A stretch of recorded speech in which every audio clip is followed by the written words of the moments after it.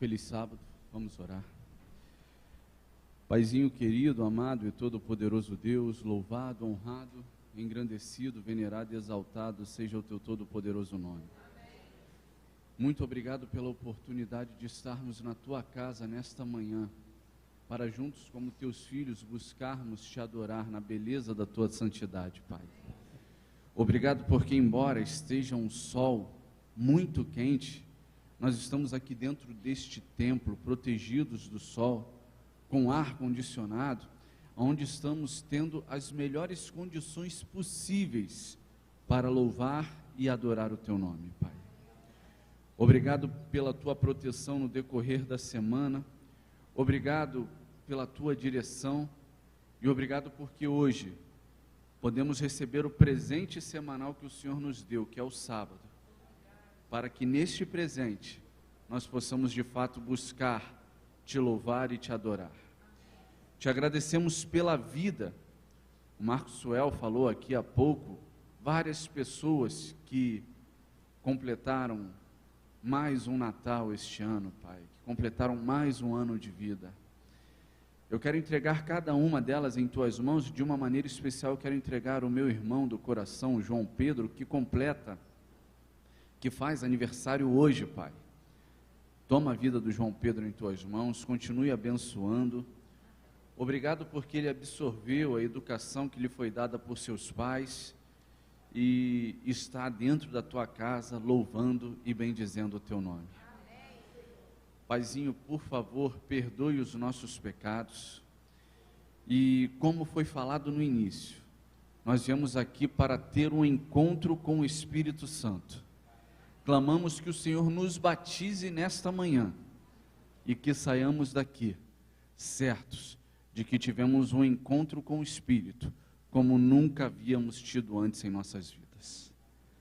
Obrigado por tudo e que ao abrirmos a tua palavra possamos ouvir somente a tua voz, em nome de Jesus, amém. Amém.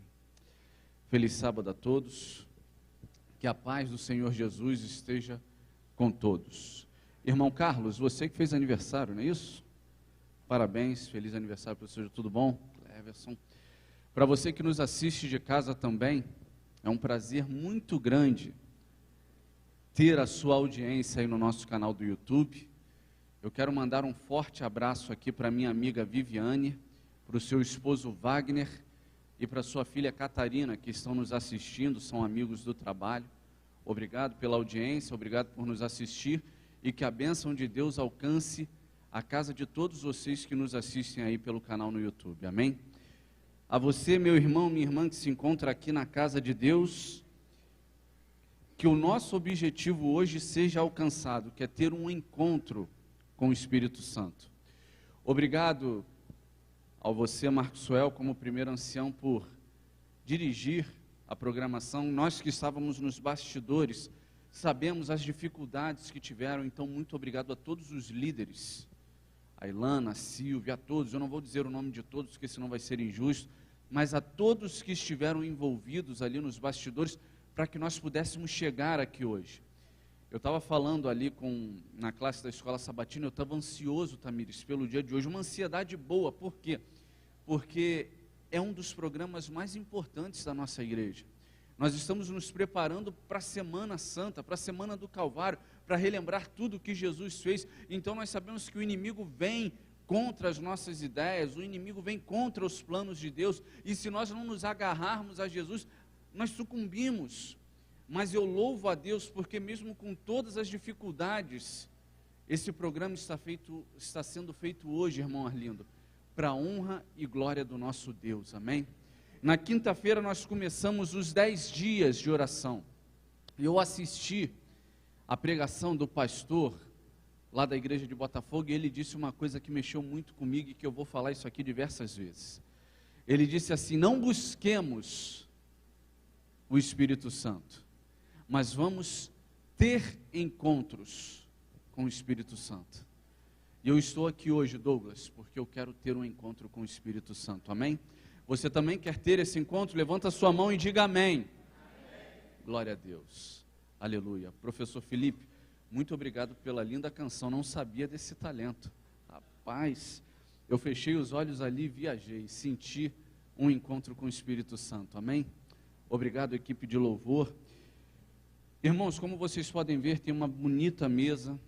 No intervalo, às 13h30, tá? Hoje nós vamos ficar aqui, o nosso programa é ficar até às 18 horas dentro da casa de Deus, adorando a Deus. Às 18h30, às 13h30, perdão, nós vamos ter um pequeno intervalo. Vamos ter uma leitura da ata, tá? Da última comissão extraordinária que tivemos, trazendo algumas informações importantes para a igreja. Daí nós vamos ter um lava-pés, aonde você que estará o dia inteiro, eu convido você a ficar o dia inteiro na presença de Deus, amém? Nós vamos sair nesse intervalo para poder participar da cerimônia do lava-pés. E no final do programa, nós vamos encerrar às 18 horas, nós vamos fazer um lindo culto de pôr do sol, com uma linda santa ceia, dirigida aqui pelos nossos irmãos, os anciãos, o Marcos Suel, o Bebeto, que daqui a pouco chegará, e o Rogério, junto com o corpo de diáconos e diaconisas, e nós vamos adorar a Deus e nos reconciliar uns com os outros, amém? Está feito o convite, fique até o final, que a bênção de Deus, a bênção sabática, vai alcançar a minha e a sua vida, amém? Eu gostaria de ler alguns versículos com vocês. Você pode deixar a sua Bíblia aberta no livro de Neemias, Neemias capítulo 1, eu pedi para eles projetarem essa imagem aqui, e pedi ao Tiago, ao pessoal ali da multimídia, muito obrigado, tá, meus amigos, a vocês também pelo empenho.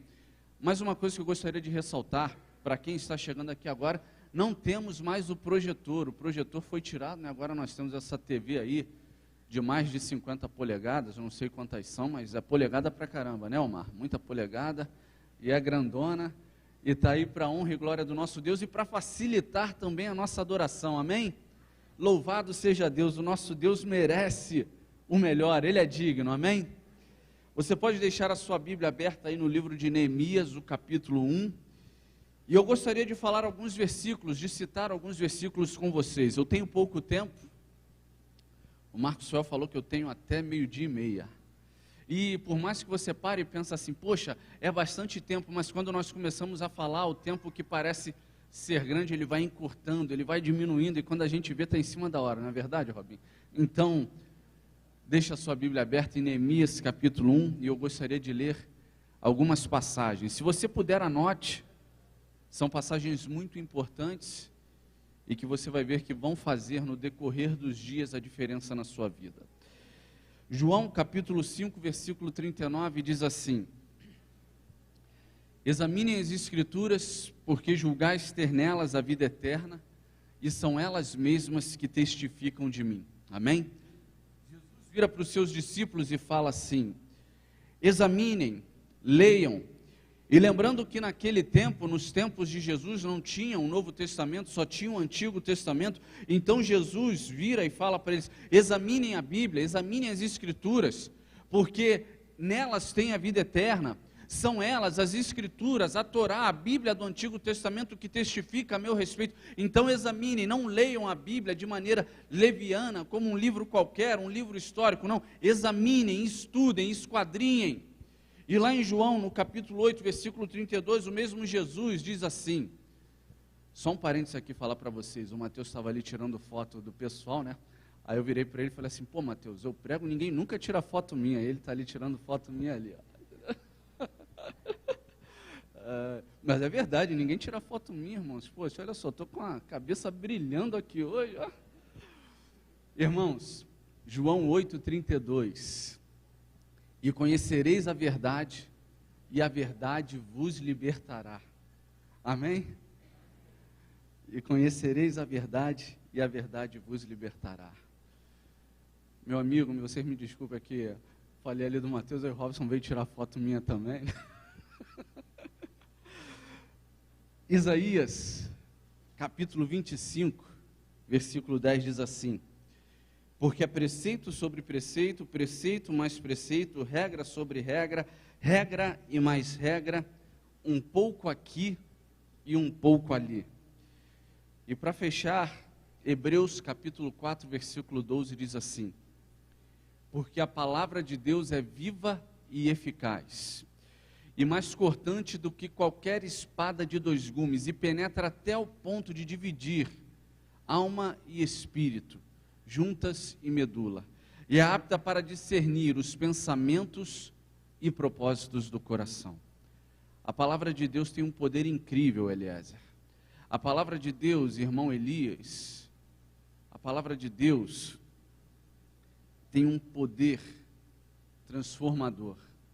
Eu já vi pessoas, Marco e Suel, que não tinham nada, mas que quando tiveram um encontro com a palavra de Deus, quando se encontraram com Jesus, mesmo sem ter nada fisicamente, passaram a ter tudo. Amém?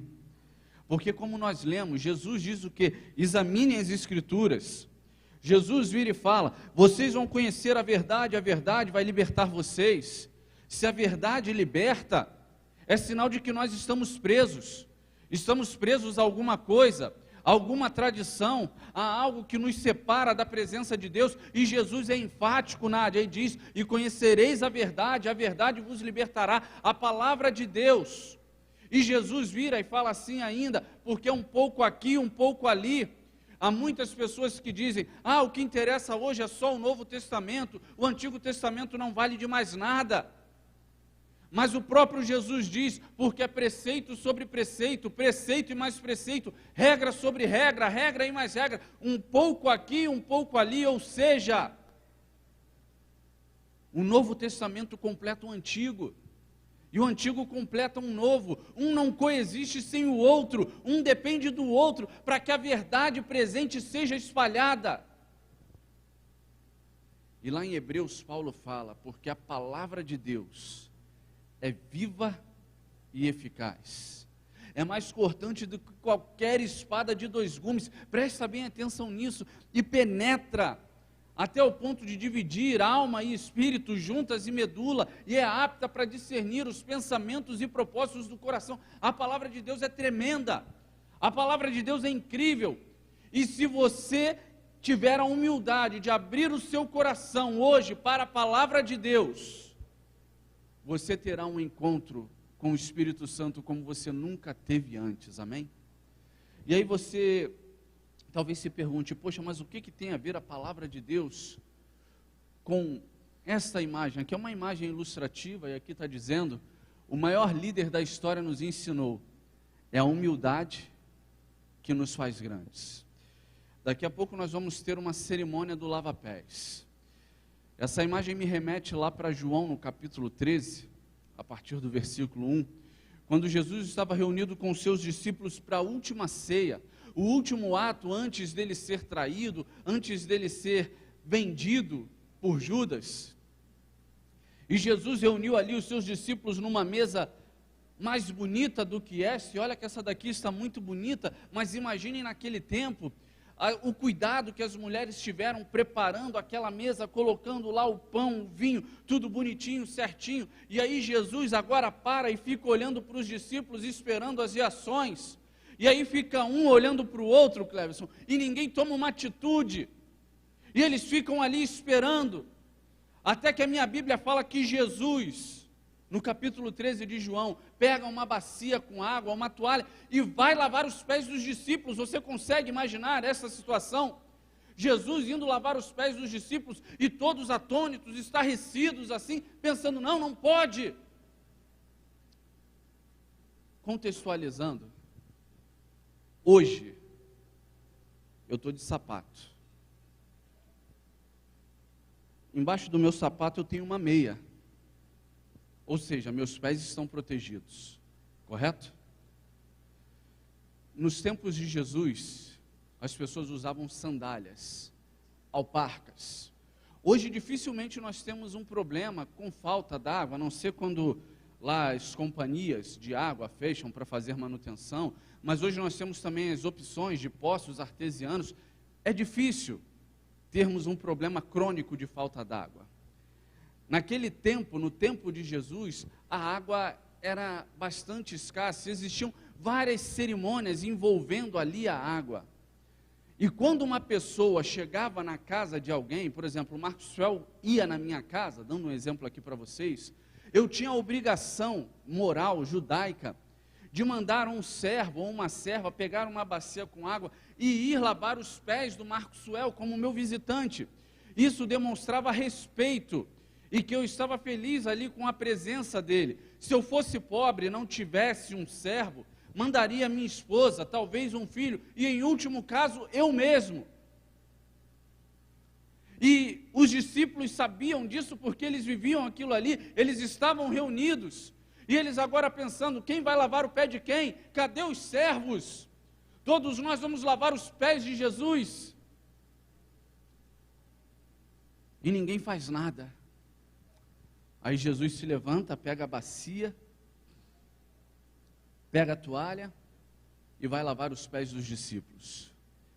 Segundo Ellen White, no livro Desejado de Todas as Nações, o primeiro discípulo a quem Jesus se dirigiu foi Judas. Jesus sabia que Judas era o traidor, mas Jesus foi lavar os pés de Judas. O mesmo livro diz, Mateus, que se Judas tivesse morrido uma semana antes, ele estaria salvo. Porque até ali naquele momento, ele estava com seu coração completamente contrito, quebrantado, ele estava totalmente entregue a Jesus, ele estava passando por um processo de conversão, mas quando Jesus se abaixa e vai lavar os seus pés, ele pensa assim, talvez, por que ele está lavando os meus pés? Realmente eu sou maior do que ele, eu sou mais inteligente, eu sou administrador, eu sou contador, e ele não é nada. E naquele momento o coração de Judas se corrompe, e Jesus vai lá e lava os pés de todos. E você vê aí na Bíblia, no capítulo 13 de João, que quando ele vai lavar os pés de Pedro, Pedro fala, mestre, eu não sou digno de que tu laves os meus pés. E Jesus fala, se eu não lavar os teus pés, você não tem parte nenhuma comigo. E aí Pedro, então lava não só os meus pés, as minhas mãos, o meu corpo todo, a minha cabeça, lava eu todo.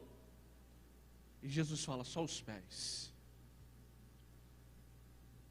A cerimônia da Santa Ceia, o lava-pés, representam submissão, reconhecimento de que nós não somos nada, de que nós não temos nada.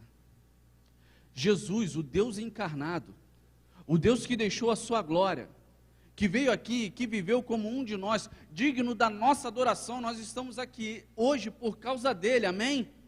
Ele entrou em um corpo, veio em um corpo, aliás, denegrido e corrompido por 2.000, 4.000 anos de pecado, viveu as mesmas provações, as mesmas tentações, foi ameaçado de morte, foi perseguido, foi maltratado. O lava-pés representa pedir perdão, reconhecer a sua pequenez, reconhecer que você é inferior ao outro. Aí eu te pergunto, Jesus era inferior a alguém? Jesus precisava lavar os pés de alguém? Não, todos os que estavam ali tinham que se ajoelhar e lavar os pés de Jesus, inclusive lavar os pés uns dos outros, pedir perdão uns aos outros. Mas ao invés disso, o que eles fizeram? Eles ficaram julgando, eles ficaram ali compactuando nas suas mentes, se achando melhores. E Jesus então toma uma atitude que choca todo mundo ali, ele vai lavar os pés dos discípulos. E o que isso quer dizer para mim e para você? Que eu e você precisamos também reconhecer que não somos nada, que não temos nada, mas isso é um pouco complexo. Aí talvez você pense assim, pô, o camarada pediu para abrir em Neemias, ele está falando de João, você vai entender. Meu irmão, minha irmã, ser cristão, buscar viver de acordo com a palavra, é complicado, porque você é perseguido no seu trabalho, dentro da sua casa, pela sua vizinhança, às vezes até por você mesmo, você se cobra tanto, que você acha que não tem como. Mas, sabe o que é empatia? É você se colocar no lugar do outro. Nós falamos muito sobre simpatia, né? Eu sou simpático à Rosana, sou simpático à irmã. Qual é o seu nome, irmã? Perdão. Como? Biana. Sou simpático à irmã Biana. Mas e ter a empatia? Me colocar no lugar do Rogério? Ver as dificuldades pelas quais ele está passando e tentar, ao invés de criticar, ajudar o Rogério e a outros. Foi exatamente isso que Jesus fez. Jesus teve empatia. Ele veio para ocupar o meu lugar. Ele veio para ocupar o seu lugar, mesmo sem você merecer. Ele não precisava lavar os pés de ninguém, ele não precisava pedir perdão a ninguém, mas ele foi lá e fez. Ele teve empatia. E talvez nessa manhã você pense assim: poxa, então Leonardo está falando ali que se eu estou certo e a Patrícia está errada, eu tenho que pedir perdão para a Patrícia. Eu não sou juiz de ninguém. Mas eu quero dizer para você, baseado na palavra de Deus, que nem sempre quando nós achamos que somos os donos da razão, nós somos os donos da razão. Não estou dizendo que se alguém te xingou, te deu uma volta, te caluniou, você tem que ir lá, mesmo aquela pessoa estando errada e todos sabendo, e você ir lá naquela pessoa e falar: Silvia, você errou comigo, mas me desculpa. Não, isso é hipocrisia, é falsa humildade. Mas se você sabe, a Bíblia fala: se teu irmão pecar contra ti, está lá em Mateus 18, vai arguir entre ti e ele. Se ele te ouvir, ganhaste teu irmão. Se ele não te ouvir, leva uma ou duas testemunhas, para que toda a verdade se estabeleça. Se ainda assim ele não te ouvir, aí você considera ele gentil, publicano, leva para a comissão. Só que muitas vezes nós fazemos o contrário. Nós primeiro expomos as pessoas, e aí quando já está tudo ventilado, quando já está tudo errado, aí nós vamos e procuramos agir de acordo com a Bíblia, fazer o primeiro passo. Mas não. Existem passos a serem seguidos, conselhos deixados por Jesus. E é muito chato porque nós dizemos que somos cristãos, trabalhamos, somos pecadores, sim.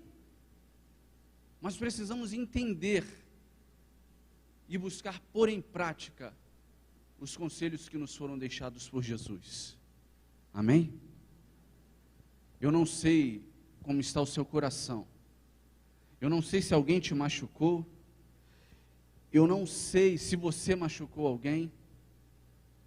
Mas eu sei que daqui a pouco nós vamos ter uma cerimônia do lava-pés. E mais tarde nós vamos ter uma cerimônia da Santa Ceia.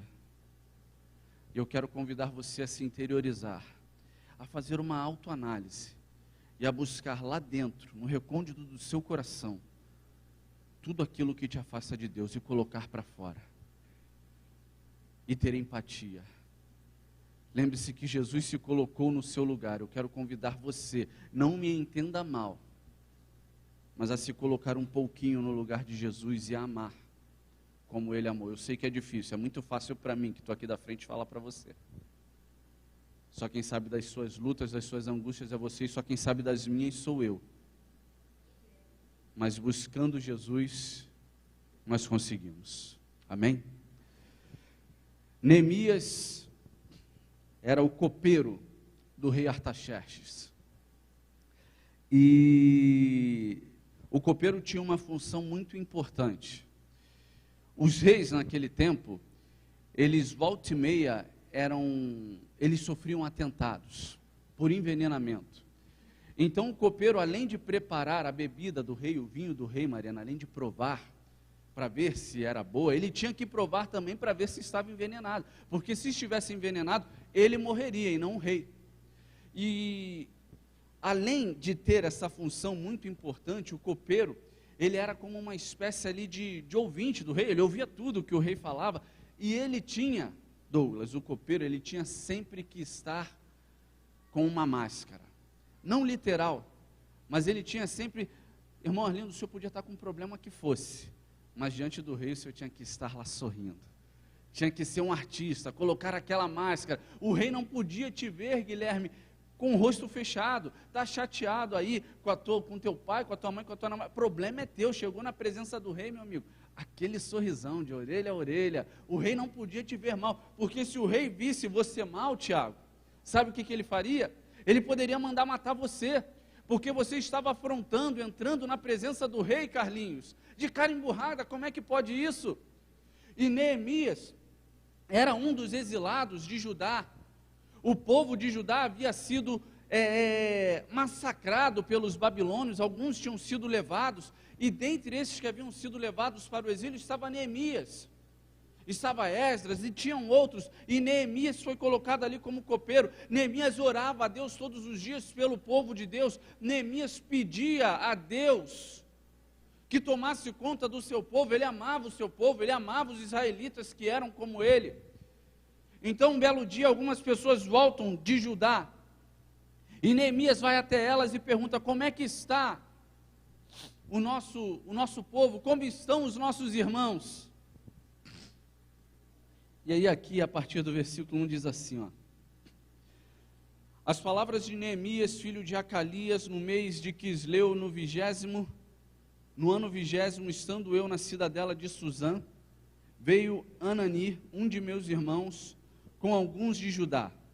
Então lhes perguntei pelos judeus que escaparam e que não foram levados para o exílio, acerca de Jerusalém. Disseram-me: os restantes que não foram levados para o exílio e se acham lá na província, estão em grande miséria e desprezo. Os muros de Jerusalém estão derrubados e as suas portas queimadas. Tendo ouvido estas palavras, assentei-me e chorei, e lamentei por alguns dias, e estive jejuando e orando perante o Senhor Deus dos céus. Vamos parar aqui.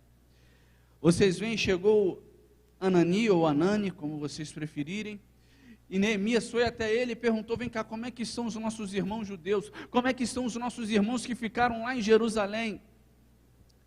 E aí ele falou assim: a notícia não é nada boa, Neemias. Estão doentes, estão morrendo, os muros derrubados, alguns foram queimados, os que sobraram lá estão morrendo de fome. E vocês viram que Neemias disse que ele ficou profundamente triste, ele começou a chorar, e ele orou a Deus alguns dias. Devido ao tempo nós não vamos continuar, mas você pode ler o capítulo todo de Neemias, em especial os capítulos 1 e 2, que são a base da pregação de hoje. Mas o que acontece? Neemias ficou triste, ficou angustiado, seu semblante caído. Só que chegou um momento em que ele tinha que servir a bebida do rei. E quando falam, Neemias, chegou o momento de você experimentar, de você servir o rei, ele vai até a presença do rei, só que não com aquele sorriso, não com aquela máscara artificial. Ele está triste, o seu semblante está caído, ele está abatido, porque o seu povo, os seus irmãos estão sendo massacrados, estão morrendo de fome. E ele entra triste na presença do rei, e algo que logo é notado. O rei pergunta: o que houve, Neemias? Por que está caído o teu semblante? Por que você está com essa feição triste? E talvez, meu irmão, minha irmã, Neemias tenha entrado em desespero. Se fosse eu, talvez eu teria pensado: meu Deus, e agora eu vou morrer. O camarada me viu triste, eu não posso ficar triste na presença do rei, ele vai mandar me matar. Mas ao invés disso, Neemias vira mesmo com aquela tristeza e fala assim: ó rei, vive para sempre. Com todo o respeito que eu tenho ao Senhor, como que eu poderia estar feliz? Eu acabei de receber a notícia de que os meus irmãos que ficaram lá em Jerusalém, a cidade onde meus pais foram enterrados, estão doentes, estão morrendo de fome, estão passando necessidade. Os muros da cidade santa, a cidade qual nós adoramos a Deus, estão derrubados. Já foram feitos decretos por outros reis, mas nenhum vingou. A cidade está acabada, os muros derrubados. Me perdoe, rei, mas eu não tenho como ficar bem. O Senhor pode mandar me matar, mas eu não tenho como sorrir, eu não consigo. E o Espírito do Senhor era com Neemias, amém? E o rei, ao invés de mandar matar Neemias, o rei vira para Neemias e fala assim: Neemias, o que você precisa? O que eu preciso fazer para mudar essa feição aí do teu rosto? Me fala, o que você quer, Neemias? O que eu posso fazer para te ajudar? E aí eu fico imaginando Neemias, hey, é sério isso? O senhor não está brincando comigo não? Não, Neemias, é sério, me fala. Ele, olha só, o senhor poderia me dar um dinheiro aí para eu comprar material, alguns homens para poder fazer a obra para a gente ir lá, para reestruturar o templo, levantar o muro e tal. E o rei só fala assim, quanto tempo você vai precisar, Neemias? Tanto tempo, Neemias, vai. Está aqui a carta, assinada aqui, ó, com o meu selo, vai. E fico imaginando a alegria de Neemias agora. Ele estava prestes a ser morto, porque estava triste na presença do rei, só que o rei, ao invés de mandar matá-lo, fez o quê? Neemias, vai lá, Deus é contigo, é o teu Deus que você quer, vai lá ter um encontro com o teu Deus, vai lá reconstruir a cidade, vai lá reconstruir os muros, vai lá reconstruir o templo, toma aqui, é dinheiro que você precisa, é material humano, toma. E Neemias volta para Jerusalém, amém? Só que, encerrando, e para que você consiga entender, eu gostaria de chamar muito a sua atenção agora, você que está aqui dentro da igreja, que é um líder, seja da igreja, seja da sua casa, você que é um líder, você que está nos acompanhando aí de casa, eu quero chamar a sua atenção para 2 detalhes, Robson. Quando você se propõe, Marco e Suel, como primeiro ancião dessa igreja, a fazer a vontade de Deus, fique certo de que a sua luta vai aumentar, porque o inimigo odeia você, o inimigo te odeia. Isso não é uma forma de linguagem, uma linguagem poética. Quando a Rosana decidiu seguir no seu ministério musical, o inimigo falou, eu vou acabar com essa miserável. Vou fazer de tudo para acabar com ela, para destruir o ministério, porque ele te odeia, ele odeia você, ele odeia o fato de você estar aqui hoje, ele odeia o fato de você estar aí assistindo, ele odeia, irmão Carlos, o fato de você, mesmo com todas as suas dificuldades, estar aqui na casa de Deus, adorando a Deus, glorificando a Deus, João, por mais um ano de vida. E ele pensa, eu vou fazer de tudo, e eu vou usar pessoas da sua família, eu vou usar pessoas de dentro da igreja, eu vou fazer um escarcéu na vida do Felipe para que ele desista de ser o diretor da escola, para que ele desista de pregar, para que o Arlindo desista de fazer o resumo dos cultos como sempre faz, para que o Robson desista de cantar, para que o Elias desista de compor, para que o Atahualpa desista de estar aqui. E isso é sério, não é conversa de vendedor. O inimigo usa agentes humanos, ele usa pessoas dentro da igreja, ele usa pessoas dentro da sua família, porque esse conflito no qual nós estamos envolvidos é um conflito real, e presta bem atenção, meu irmão, minha irmã, esse conflito começou no céu. Se no céu, onde não existia pecado, o inimigo conseguiu dividir os anjos, imagina aqui na nossa igreja imperfeita, imagina na sua casa, na minha casa. Nós precisamos buscar ter encontros diários e constantes com o Espírito Santo. Neemias estava lá reconstruindo o muro, feliz da vida, fazendo a obra de Deus. Aí o inimigo levanta 2 pessoas que estavam ali com ele, Josi. Sambalá, Tobias, Gozem também. E eles começam agora a disseminar o engano. Eles começam a fazer fofocas, Rogério. Disse-me disse, olha, aquele disse isso, aquele disse aquilo. E a obra começa a parar. E talvez, se fosse eu no lugar de Neemias, falaria, poxa, olha só, já teve o decreto de Ciro, de Dario, não deu certo, agora o de Artaxerxes, é melhor parar também, é por causa desses camaradas aqui de dentro da igreja, de dentro do povo de Deus, que nada dá certo, eu vou parar, chega. Talvez Neemias tivesse pensado assim, se fosse eu talvez agisse assim, se fosse você talvez agisse assim. Mas mesmo com todos os percalços, Patrícia, mesmo com o inimigo usando pessoas reais, Neemias decidiu seguir com a construção do templo, com a construção dos muros de Jerusalém, amém? E a profecia que nós conhecemos, das 2.300 tardes e manhãs, que teve início com o decreto de Artaxerxes, só se deu nessa data, porque Neemias decidiu não desistir, amém? Talvez eu esteja pregando para algum filho de Deus, para algum servo de Deus, que esteja sendo atacado de todos os lados, dentro da igreja. Não se espante, é possível, dentro da igreja, dentro da sua casa, no seu trabalho, e talvez o único sentimento que você sinta, Osana, é assim: eu vou desistir, porque é mais fácil. É fácil desistir, não é, Daniel? Eu vou desistir, abrir mão de tudo, é fácil, acabou, vou começar de novo. Só que não. Se com Jesus está difícil, Cleverson, sem Jesus é impossível. Então é melhor passar pelo vale com Jesus, Douglas, do que sozinho. É muito melhor.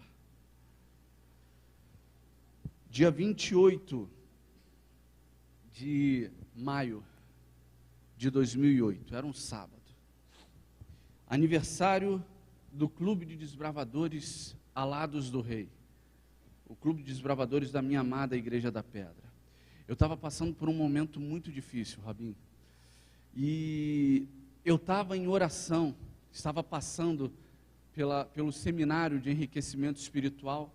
Estava acordando todos os dias 4 horas da manhã e orando, e quando você acorda bem cedo, a tendência é que você durma cedo também. Então, fisicamente, eu estava tendo uma boa qualidade de vida, dormindo cedo, acordando cedo. Só que quanto mais você busca a Deus, irmão Carlos, quanto mais você se aproxima de Deus, mais o inimigo intenta contra a sua vida, mais ele te odeia, Débora, mais ele quer dar fim à sua vida. E meu amigo, minha amiga, eu estava vivendo um momento complicado ali, e eu virei para Deus e falei assim: Senhor, era aniversário do clube, Alados do Rei, e nós tínhamos feito uma programação bonita do dia inteiro, tipo os 10 dias de oração.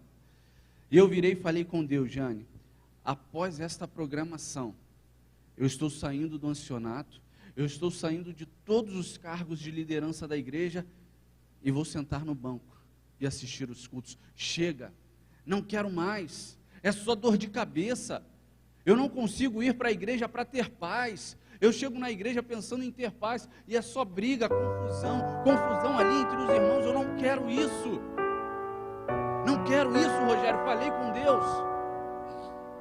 Só que naquela semana, sem perceber, eu estava buscando ter encontros com o Espírito Santo, correto? E quando você busca, o que o Marco Suel leu ali no início? Buscar-me-eis e me achareis. Batei e abri-se-vos-á, buscai e achareis. Eliezer, você está aqui porque você buscou ter um encontro com o Espírito Santo, e Ele te encontrou, amém?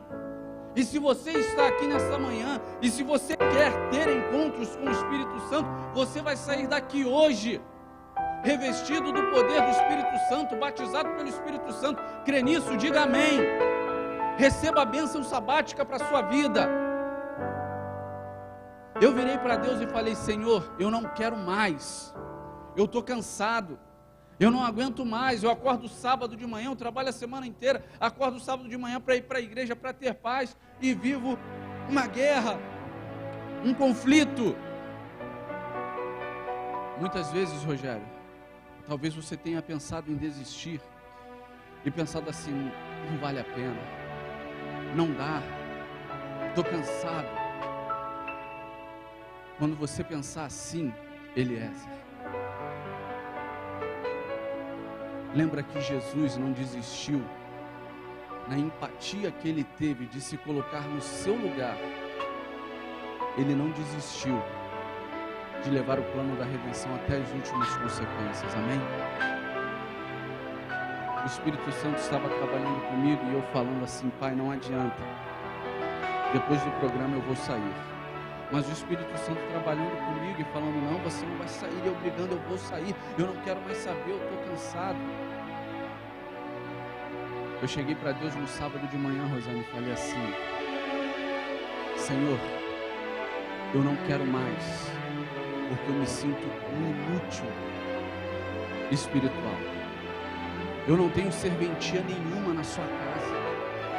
E não era fazendo drama, sabe, irmãos? Porque eu posso fazer doce com você, Robson. Eu posso fazer doce com você, Silvia, mas com Deus não tem essa.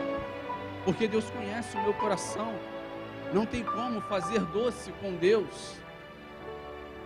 E Deus falando ali, me amassando e falando, não é o que você quer, é o que eu quero. Eu ainda tenho uma obra. E se Deus quiser me usar, Ele vai me usar, amém? Presta atenção no que eu vou te falar agora. Você que nos assiste aí, se Deus quiser te usar, e se você permitir que Ele te use, você vai ser um vaso poderoso nas mãos de Deus, amém? Mas se você não quiser ser usado por Deus, se Deus quiser te usar e você não permitir que Ele te use, infelizmente, você será usado pelo inimigo. Que Deus tenha misericórdia das nossas vidas, amém?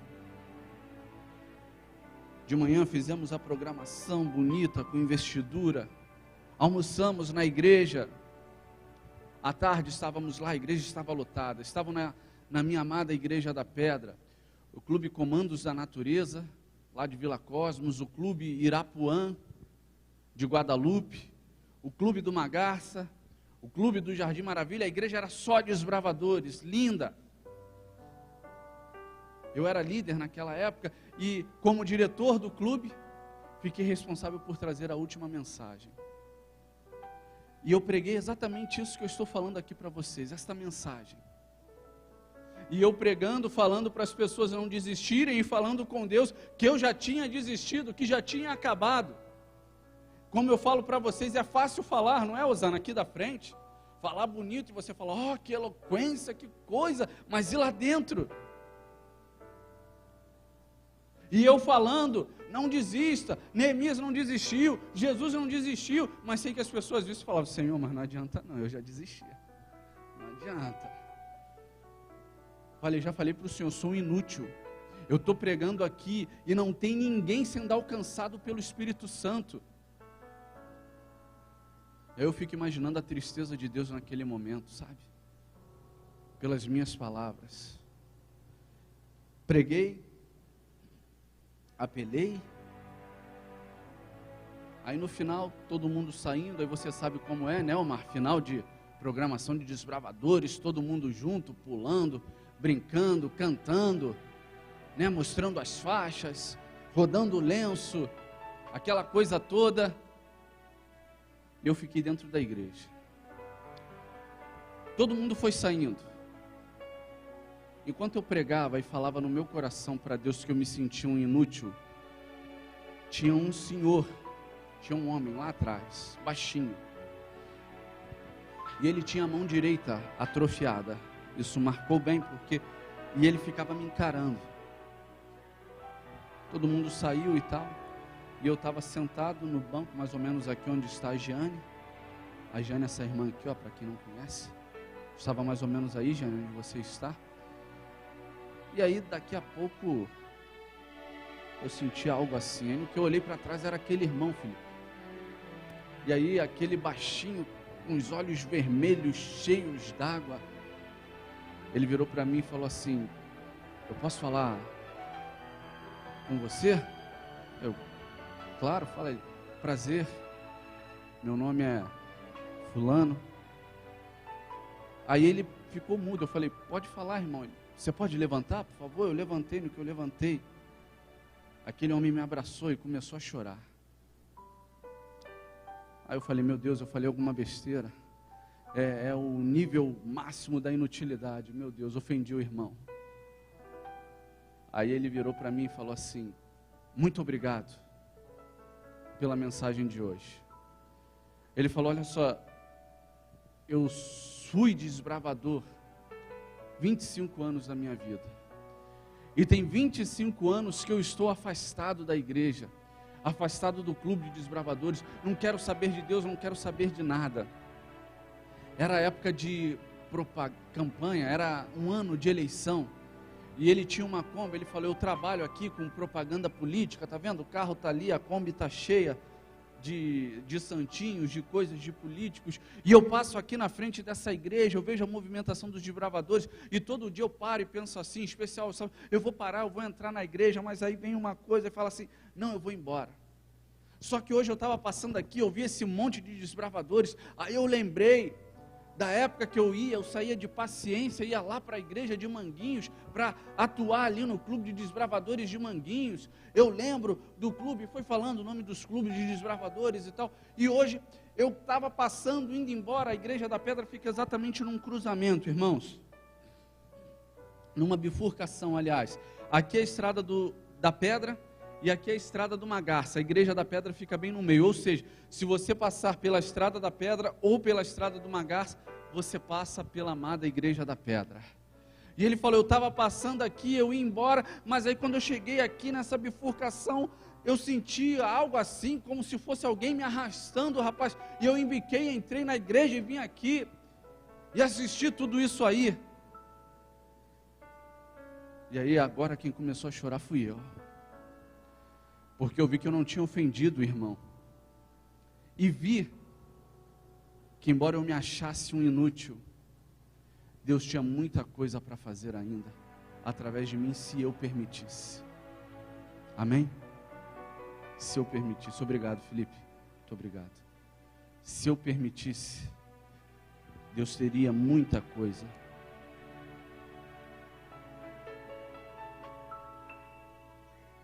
Obrigado.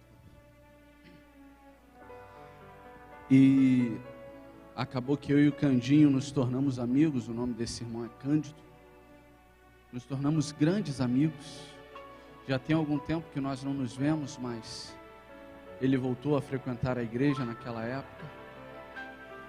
Íamos juntos, tinha um quarteto, ele levava o quarteto, ele estava sempre junto comigo. E depois daquela atitude, eu virei para Deus e disse assim, Senhor, está tudo bem, eu não vou desistir. Eu não sei como está a sua vida, meu irmão, minha irmã. Não estou aqui para julgar você. Não estou aqui jogando letra para ninguém. Estou aqui com muita humildade em nome de Jesus, buscando de alguma maneira ter um encontro com o Espírito Santo para tentar, através desse encontro com o Espírito Santo, propiciar que você também tenha esse encontro, amém? Mas para que esse encontro aconteça, você não pode desistir. Está difícil? Você está ralando o peito no chão? Está todo mundo te tacando pedra? Não recebe um elogio? Só críticas? É complicado, eu sei. Mas lembra da empatia? Jesus sofreu muito mais por ter tomado o seu lugar. Jesus passou por coisas muito piores por ter tomado o seu lugar. E eu quero encerrar hoje só dizendo para você, se você se sente um inútil, como eu me sentia, está provado que você não é inútil. Está provado que Deus pode e quer muito te usar. E que Deus tem um trabalho muito grande a ser realizado através de você. Se você crê nisso, levanta a sua mão agora e recebe a bênção. Diga amém. Diga amém, mais forte, amém. A bênção sabática, o batismo do Espírito Santo, que sejam derramados na minha vida e na sua vida agora. Silvia, por favor, a Silvia vai cantar. E eu vou te dar um microfone, esse daqui mesmo. Quero fazer um apelo ao seu coração. É muito bonito, induzido, levanta a mão, diga amém. Mas eu quero convidar você a abrir o seu coração para ter um encontro com o Espírito Santo. Mas se você de fato quiser, e se você mesmo ralando o peito no chão, quiser dizer: Senhor, está difícil, mas eu não vou desistir, porque o Senhor não desistiu de mim. Enquanto a Silvia estiver cantando, fique de pé, mas por favor, só se levante, se você quiser ter este encontro com o Espírito Santo.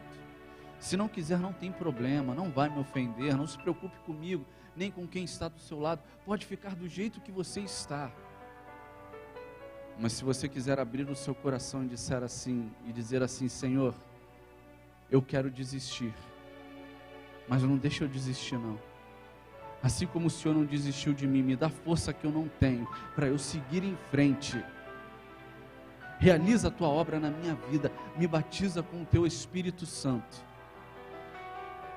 Se este for o teu desejo nesta manhã, e você que está em casa também, abra o seu coração, fique de pé, e no final eu vou orar, entregando a minha vida, e entregando a sua vida, nas mãos do Senhor Jesus.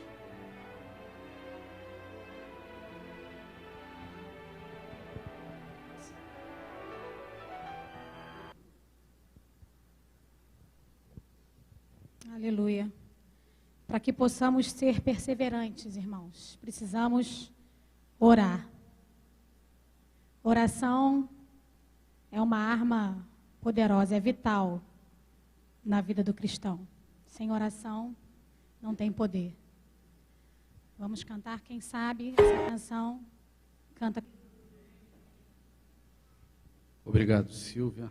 Obrigado, Laurinha. Hebreus capítulo 4, versículo 16 diz: Acheguemo-nos, portanto, confiadamente junto ao trono da graça, a fim de recebermos misericórdia e acharmos graça para socorro em ocasião oportuna. Quando você pensar em desistir, lembra que Jesus não desistiu de você. Neemias, mesmo com todas as pancadas, não desistiu de reconstruir os muros de Jerusalém. E eu e você só estamos aqui hoje porque Jesus não desistiu e continua sem desistir de nós, amém? Paizinho querido, nosso amado e todo-poderoso Deus, louvado, honrado, engrandecido, venerado e exaltado seja o teu todo-poderoso nome, aleluia. Obrigado, Pai, porque mesmo sendo nós pessoas fracas, com a tendência para o mal e com uma tendência enorme de sempre deixar as coisas interminadas, o Senhor levou o plano da redenção até o final, Pai. E graças ao fato de o Senhor não ter desistido, mesmo diante dos açoites, mesmo diante da coroa de espinhos, do furo no lado, dos pregos nas mãos, só porque o Senhor não desistiu desta humilhação, de passar esta vergonha da cruz, nós estamos aqui hoje sendo encorajados a seguir em frente, Pai. Estamos aqui hoje para ter, não um encontro, mas encontros durante todo o dia com o Teu Espírito Santo. Nos batiza com o Teu Espírito Santo, nos transborda com o Teu Espírito Santo, nos dê a força que nós não temos e nos ajude a olhar para dentro de nós mesmos e a aprender com o maior líder da história, que mesmo sendo o maior de todos, mesmo sendo superior a todos, teve empatia até mesmo de se colocar no lugar não apenas na cruz, mas também de lavar os pés de quem não mereciam ter seus pés lavados, Pai. Nos dê o Teu discernimento, nos dê a Tua paz, e nós clamamos mais uma vez, e vamos clamar até o final deste dia, o batismo no Teu Espírito Santo, em nome de Jesus, amém. Feliz sábado.